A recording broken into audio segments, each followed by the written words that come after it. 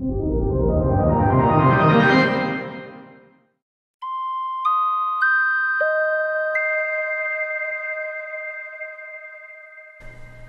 in this video we're going to take a look at Cypher.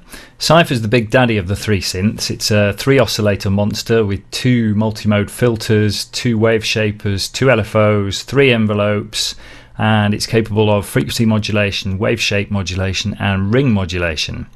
So there's a lot going on there, but hopefully we'll demystify some of that. I'll just run you through the general signal flow first. We've got the 3 oscillators here on the left. And these 3 oscillators can be mixed together using these gain sliders here, and they can be sent to either filter 1 or filter 2 using this slider next to it. You can do this by varying amounts, so you can actually send as much of the oscillator to either filter as you want.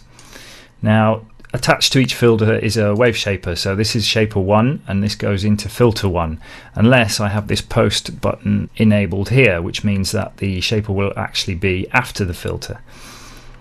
Again, down here I have shaper 2, which comes before filter 2 unless I have the post button enabled, in which case the shape will come after filter 2. And the 2 filters can be routed a variety of ways, either in series or parallel. So let's have a listen to Cypher. I've got a project here with Guru on drums, BFD2 on drums, Strobe on bass and Cypher on a kind of arpeggiated lead sound.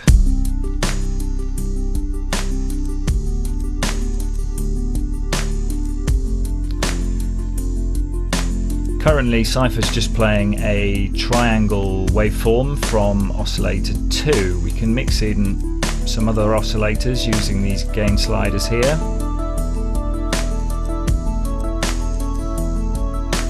Currently both the filters are off. We'll look at those in a minute. So I can change the wave shape of any of the oscillators using the wave knob here.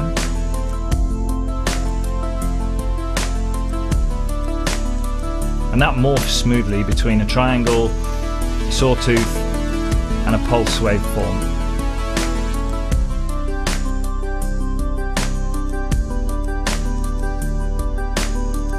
I can change the pitch of each oscillator using this scale knob here. And the reason it's called scale is because it's scaled relative to the master pitch control here,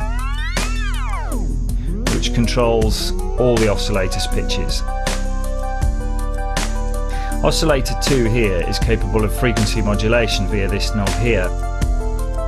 Its frequency is actually modulated by oscillator 3.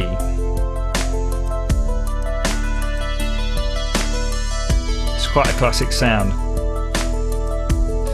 And what we've done is we've built in some couple of nice features into the tuning of the oscillators. If I right click on the scale knob of oscillator 3, I get various parameters, but these top 4 here are what we're interested in. What these are is different ways of tuning the oscillator. The 2 I'm interested in are equal and harmonic. Currently we're on equal, which is semitones. The other interesting option here is harmonic. And what harmonic does is it allows us to tune our oscillators in equal harmonic divisions of each other. And what that does is it allows us to do frequency modulation in a nice, pleasing, harmonic way. So if I raise the frequency and we just listen to oscillator 2, you'll hear the exact effect of the frequency modulation. So that's a normal triangle wave. And I'm increasing the frequency modulation, which is coming from oscillator 3.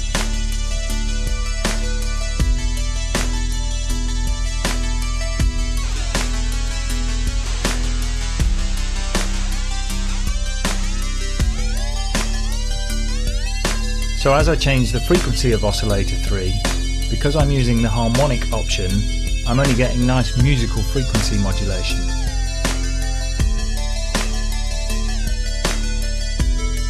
If I change that to off, you'll see that what we get is much more inharmonic sounds.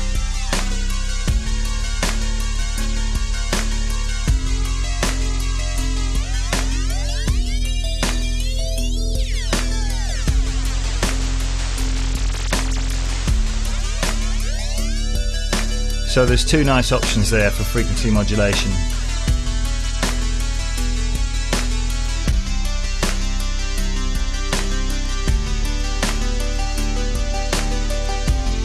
So let's take a look at the filters.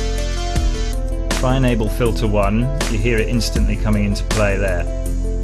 What we have is we have a master frequency cutoff knob, and that affects both filters' frequencies.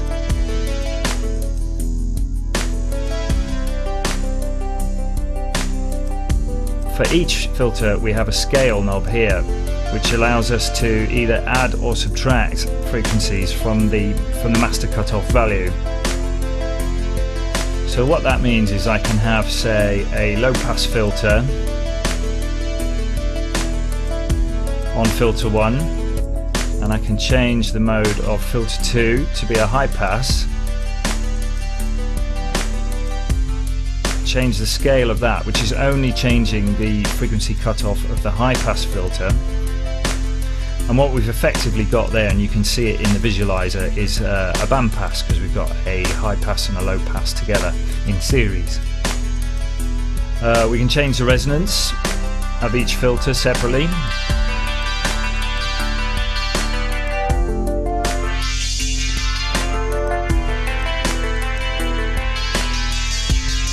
We can apply envelope modulation from either modulation envelope 1 or modulation envelope 2. We can route the two filters different ways. So at the moment we're routing from filter 1 into filter 2. I can reverse that 2 to 1, and I can have them in parallel. When they're in parallel, I can use this spread parameter to pan the filters left and right.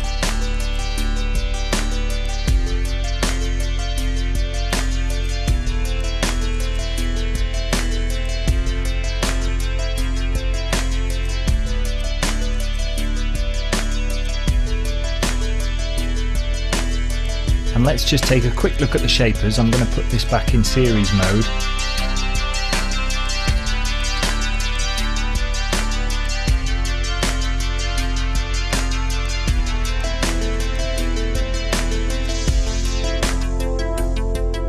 So all we've got currently is a low pass filter. Oh, it's worth noting as well that filter 1 and filter 2 are both capable of frequency modulation as well, again from oscillator 3, and some interesting sounds can be had via that, especially if you enable the low parameter on oscillator 3, which basically turns it into another LFO.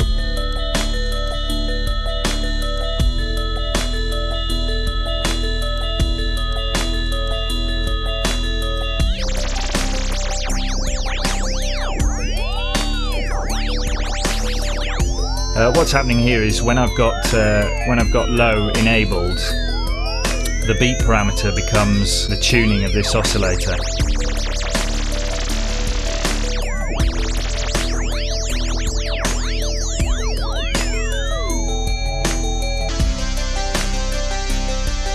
So let's take a look at those shapers.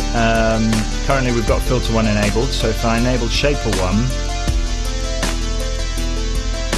and change the drive parameter, it's basically applying a wave shaper to every voice, to these three oscillators going through the wave shaper. There's a low pass filter just afterwards, so I can take off some of that high end, and there are different shaper modes.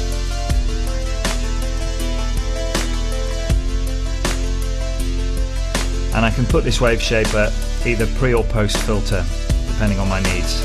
I'm going to leave it off just for now. Other things we've got down here are all the modulators. We've got two LFOs. These are the same LFOs as you'll find in strobe. They're syncable to host BPM or not. You can change the speed, the mode, which is the shape, and they've got swing and pulse width control.